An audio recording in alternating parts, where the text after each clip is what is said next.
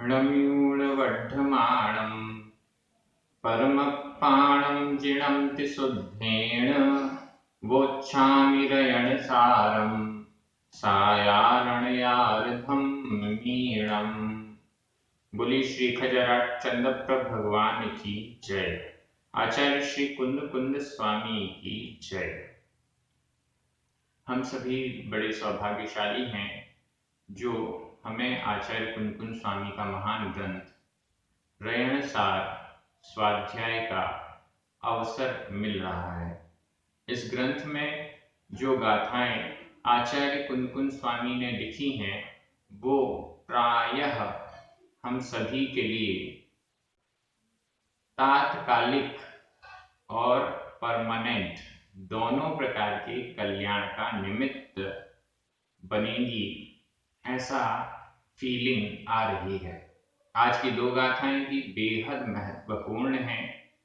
दान का क्या फल मिलता है और दान किस प्रकार से अनंत गुणा फल देने वाला है, ये सब हम इन दो गाथाओं से समझने वाले हैं। चलिए प्रारंभ करते हैं। गाथा क्रमांक 16 उच्चारण। दिण्णै दिण्णै अधणा उरणा दिण्णै सुपत्तदाणं सुपत्तदाणं विशेष दो होई होई भोग सग्ग मही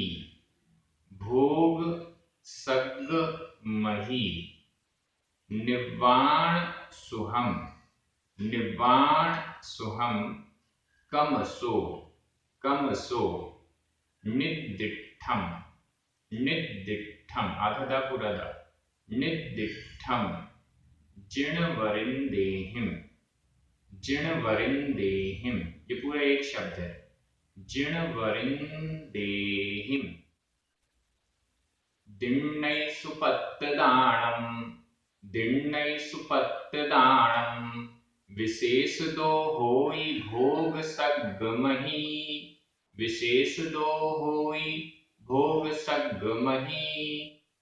निवाण सुहम कंसो निद्दिठम जिणवरिंदेहिम। बहुत अच्छी गाथा है, एकदम सरल है। दान करने से निर्वाण सुख मिलता है, मोक्ष सुख मिलता है। दान करने से भी परंपरा से मोक्ष सुख की प्राप्ति होती है, ऐसा कहा जा रहा है। दिण्णै सुपत्तदाणं, दिण्णै दिया जाता है, दिण्णै दिया जाता है। क्या दिया जाता है? सुपत्तदाणं सुपात्र दान। सुपात्रों को उत्तम, मध्यम और जघन्य ये 3 प्रकार के पात्रों को सुपात्र, उत्तम पात्र, श्रेष्ठ पात्र कहा जाता है। सुपात्रों को दानम दान, सुपात्रों के लिए दान दिण्णै दिया जाता है। पहले की कुछ गाथाएं और आगे आने वाली कुछ गाथाएं सभी में दान का प्रकरण है। कुछ विषय सभी गाथाओं में अलग अलग प्रकार से हमें मिल रहा है। यहाँ पर ये तो स्पष्ट है कि जिस दान की चर्चा धर्म के रूप में आचार्य कुंद कुंद स्वामी कर रहे हैं वो सुपात्र को ही दिया जाना चाहिए। हालांकि पिछली गाथा में भोजन को देते समय, आहार दान करते समय पात्र और अपात्र की विशेषता को न देखा जाए, ये कहा जा चुका है। लेकिन उसमें एक शब्द दे दिया गया था कि सद्दर्शन होने पर, मतलब मुनि मुद्रा दिखाई देने पर, नॉर्मली जो हमें मुनियों में दिखाई देता है वो सारी मुनि मुद्रा दिखाई देने पर फिर हमें पात्र और अपात्र पर विचार नहीं करना चाहिए। ये तो स्पष्ट कर दिया। लेकिन यहाँ पर कहा जा रहा है अगर हम सुपात्र को दान करते हैं, सुपात्र उत्तम, मध्यम और जघन्य, ये 3 पात्र हैं। उत्तम पात्र मुनि महाराज, सम्यक दर्शन, सम्यक ज्ञान और सम्यक चारित्र से सहित जो मुनि महाराज हैं उनको उत्तम पात्र कहा जाता है। आचार्य, उपाध्याय, साधु, परमेष्ठी, ये सब उत्तम पात्र की कोटि में आएंगे। मध्यम पात्र में आरिका माता जी, एलक, क्षुल्लक, व्रती, प्रतिमाधारी, ये सब मध्यम पात्र में आएंगे। और जघन्य पात्र में अविरत सम्यक दृष्टि, ऐसे सम्यक दृष्टि जिन्होंने व्रतों को अंगीकार तो नहीं किया, अनुव्रत नहीं लिए हैं, लेकिन फिर भी उनका सम्यक दर्शन है, तो वो चौथे गुण स्थान वाले अविरत सम्यक दृष्टि, ये जघन्य पात्र हैं। तो सुपात्र को दान दिया जाता है। किसी को भी दिया तो वह दान कहलाएगा ऐसा नहीं है। हमने किसी जानवर को दिया तो वह चौथे गुण स्थान का हो सकता है, सम्यक दृष्टि हो सकता है। त्रियंच भी पंचम गुण स्थान वर्ती हो सकता है। त्रियंचों के भी गुण स्थान पंचम गुण स्थान वर्ती हो सकते हैं। उस दृष्टि से अगर देखा जाए तो वो सुपात्र दान के अंतर्गत आ जाएगा। हालांकि इसे करुणा दान कहा गया है, इसको भी हमारा सामाजिक कर्तव्य कहा गया है, लेकिन फिर भी धर्म की दृष्टि से अगर हम देखते हैं तो वह, क्योंकि तिर्यंच चतुर्थ गुण स्थान वाले भी हो सकते हैं, सम्यक दृष्टि भी हो सकते हैं और पंचम गुण स्थान वाले भी हो सकते हैं। हमें पता नहीं चलता कि कौन सा चतुर्थ गुण स्थान वाला तिर्यंच है, कौन सा पंचम गुण स्थान वाला है। तो इस दृष्टि से अगर हम उन्हें जो भी उनके योग्य वस्तुएं हैं आहार आदि की, वह हम प्रोवाइड कराते हैं, तो वह भी सुपात्र दान में आ सकता है। लेकिन नॉर्मली जो भिखारियों आदि को दिया जाता है उसको हम सुपात्र दान में तो नहीं लेंगे। वो हमारा सामाजिक कर्तव्य है या XYZ कुछ भी है, लेकिन वो धार्मिक दृष्टि से दान नहीं है। करुणा दान भी कह दिया जाता है, हमें किसी पर दया आ गई, हमने उसकी सहायता कर दी, तो ये सब हमारा करुणा, हमारी दया है, लेकिन उसे धर्म में दान धर्म के रूप में हम नहीं लेंगे। धर्म में दान तो तभी आएगा जब वो सुपात्र को दिया जाता है। कई लोग कहते हैं कि मंदिर में दान देने से क्या फायदा है, इससे अच्छा तो है कि हम किसी भूखे को भोजन करा दें, किसी गरीब को कुछ सहायता कर दें। कर दीजिए, उसमें कोई बात नहीं है, लेकिन वह धर्म की कोटि में नहीं आएगा। धर्म तो वही है जो सुपात्र को दिया जाए, ये हमें समझना चाहिए। ऐसे दिए गए दान भिखारियों को दिए गए, जरूरतमंदों को दिए गए जो दान है, वह भी हमें पाप का अर्जन तो नहीं कराएगा, पुण्य का ही अर्जन कराएगा। क्यों? क्योंकि हमने उसके भले का चिंतन करते हुए दिया है, तो कराएगा तो पुण्य का ही अर्जन, लेकिन जो फल सुपात्र दान का आचार्य कुंकुम स्वामी कह रहे हैं उस फल तक नहीं पहुंच पाएंगे। देखिएगा क्या फल बताया जा रहा है। दिन्नई सुपत्र दानम, सुपात्रों के लिए दान दिन्नई दिया जाता है। विशेष दो, विशेष रूप से, विशेष रूप से, विशेष दो, विशेष रूप से सुपात्र के लिए दान दिया जाता है। क्या होता है इससे? होई भोग सग्ग मही होता है। इस दान के दिए जाने से होई होता है भोग सग्ग मही। मही, मही का अर्थ होता है पृथ्वी, भूमि। इससे भोग भूमि और स्वर्ग की भूमि होई होती है। सुपात्रों को दान देने से भोग भूमि और स्वर्ग की प्राप्ति होती है।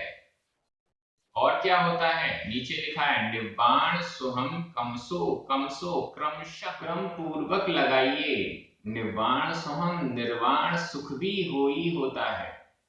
क्या क्या चीजें क्रमशः मिलती हैं? दान देने वाले सुपात्र को दिया, जो दान दिया जाता है विशेष रूप से, उसमें उससे सबसे पहले तो भोग भूमि, फिर उसके बाद स्वर्ग, फिर मनुष्य बन के निर्वाण सुख की प्राप्ति होती है। यह क्रमशः प्राप्त होता है। ये नियम है।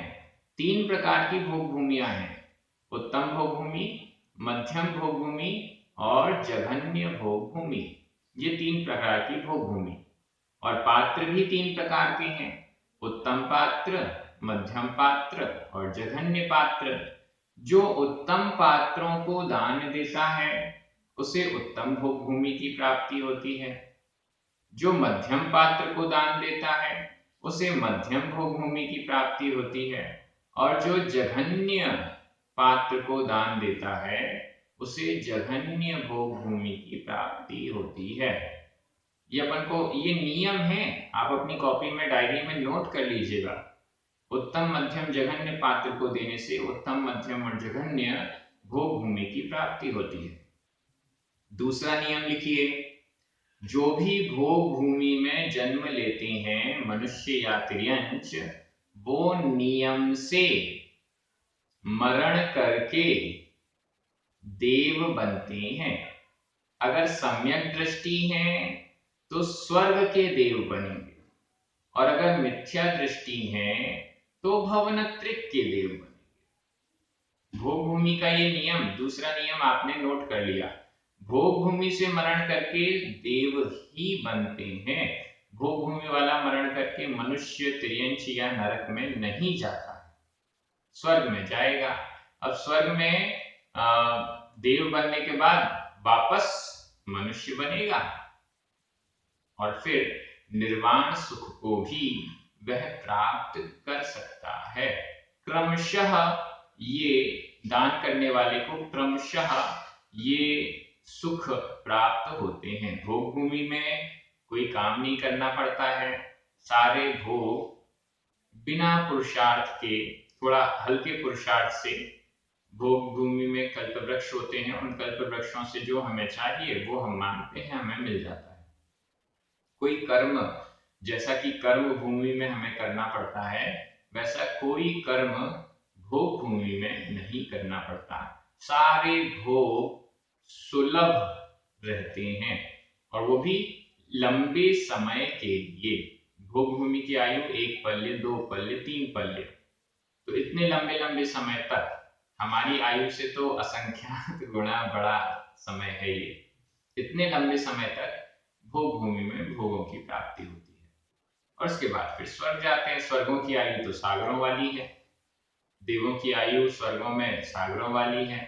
भवनत्रिक के भी हैं तो सागर से थोड़ी कम है, लेकिन बहुत लंबी है, फिर भी बहुत लंबी आयु है।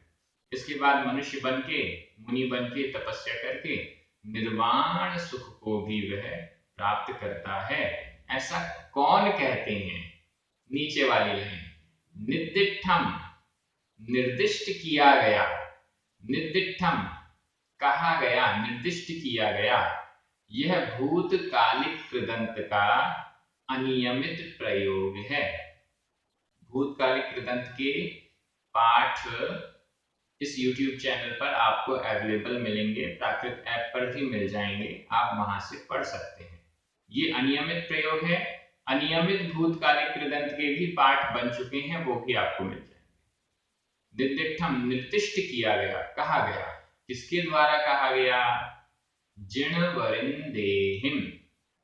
अब यहां थोड़ा सा संधि विच्छेद देख लीजिए।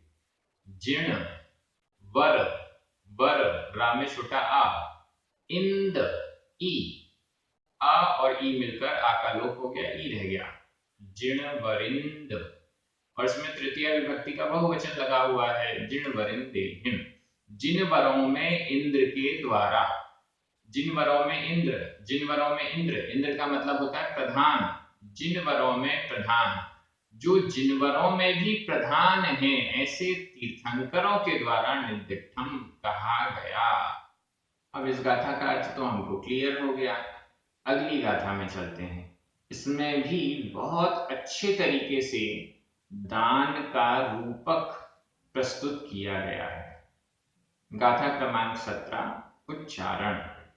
खेत, खेत, आधता पुरता, खित विशेषे विशेषे खित विशेषे काले काले ववीय सुबीयम ववीय सुबीयम फलम जहा व्यूलम व्यूलम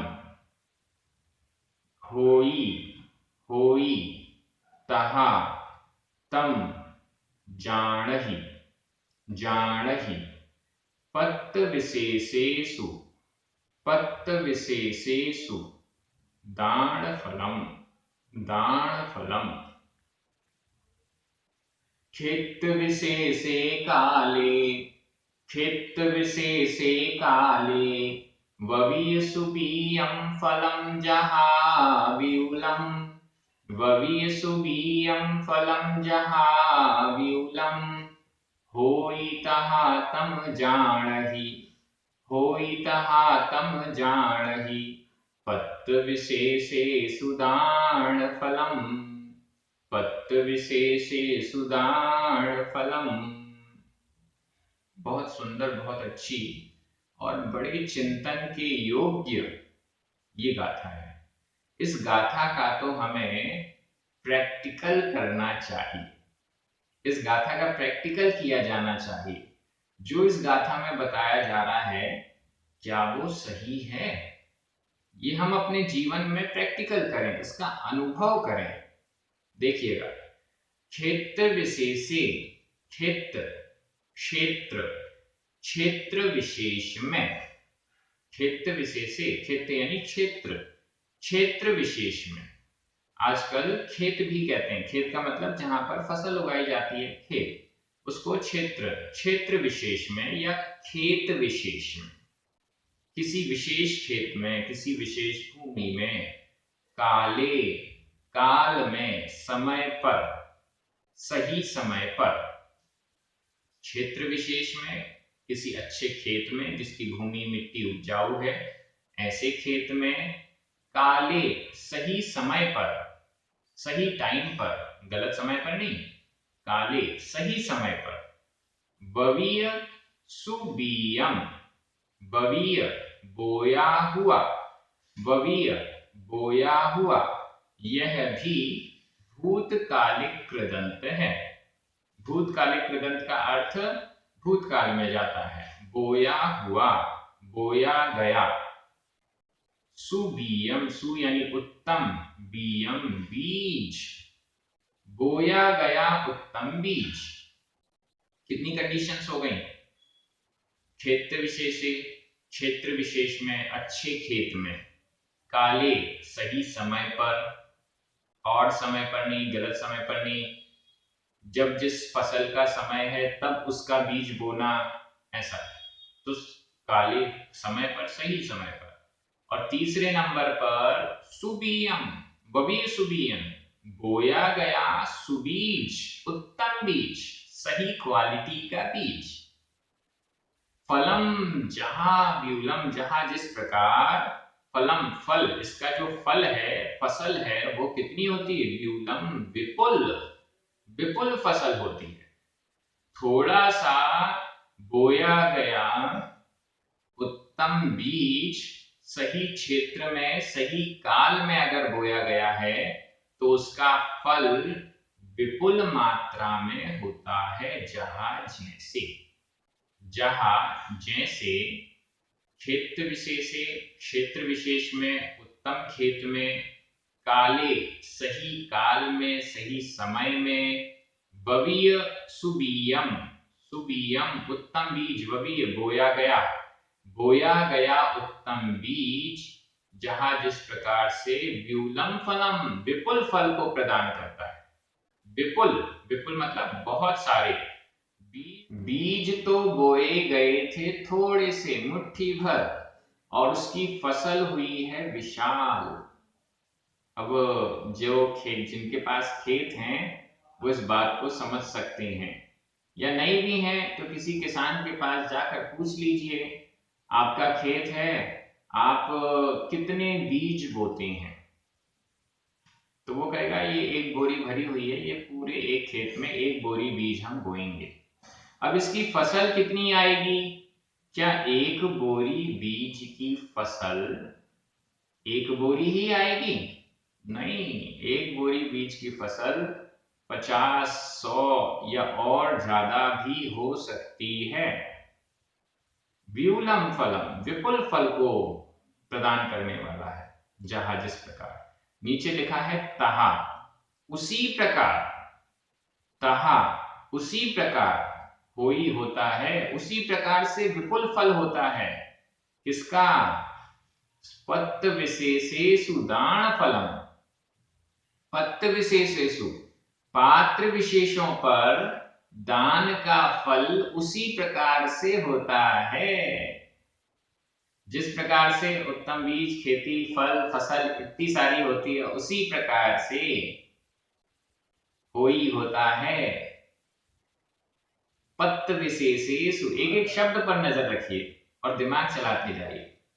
पत्त विशेषेषु, पत्र, पत्त, पात्र, विशेषेषु, पात्र विशेषों पर, पात्र विशेषों पर बोया गया सही बीज, दान फलम, उसके दान का जो फल है वो भी विपुल होता है।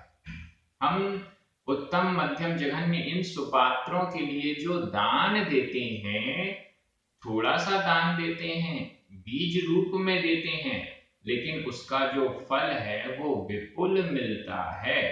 विपुल यानी कई गुना, असंख्यात गुना भी हो सकता है।